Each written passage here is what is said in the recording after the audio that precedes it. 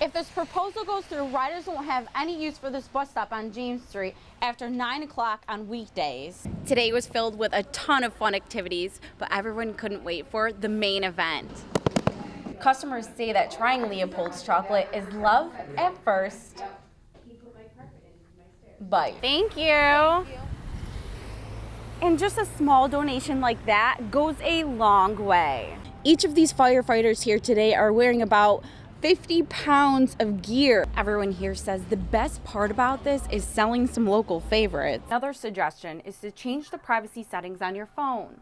All you do is go to settings,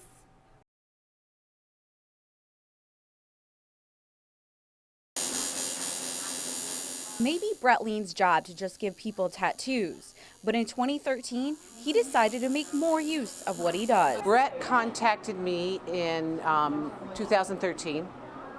He had an idea for a fundraiser, and he wanted the money to stay local. That's when Brett decided to give people breast cancer ribbon tattoos to help raise money for the Chenango Health Network's financial assistance program, which helps women with breast and GYN cancers. Lean has raised about $1,800 since he began the donations in 2013, and also helped influence his 3 young daughters too.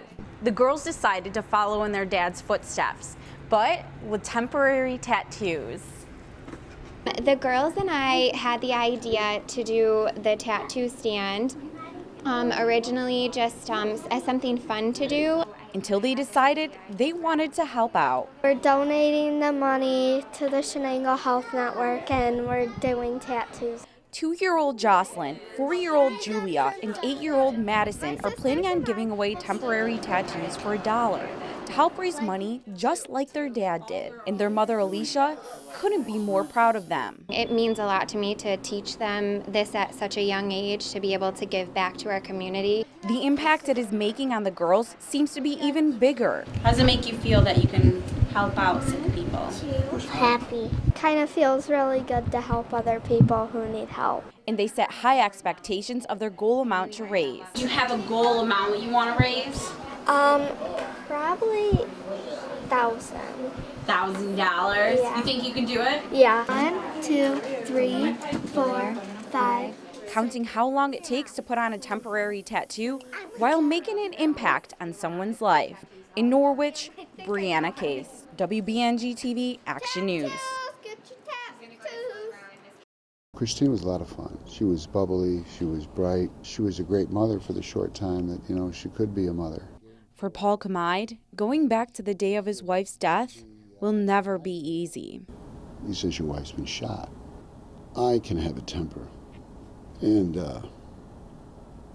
my safety valve is I just took my fist and I hit that wall. Kamide has been fighting to keep one of his wife's convicted murderers behind bars. I read him the same statement every year. And they convene, and then they've denied his parole ever since 2006. Thomas Marlowe was found guilty of second-degree murder in 1982 for the death of Christine Kamide.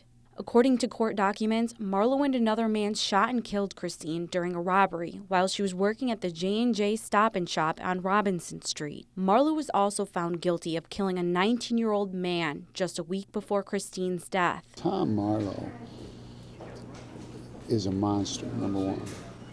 He's a 2-time killer. Action News tried to reach out to Marlowe for comment, but couldn't reach him behind bars at the Cayuga Correctional Facility. Marlowe has previously said he was part of the murder because he was afraid of the man who pulled the trigger.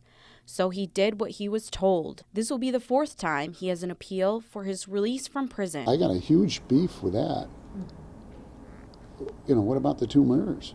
Paul Kamide says that he will do whatever it takes to make sure Marlowe remains in prison. My father told me, he says, Paul, you got to play your cards that you're dealt.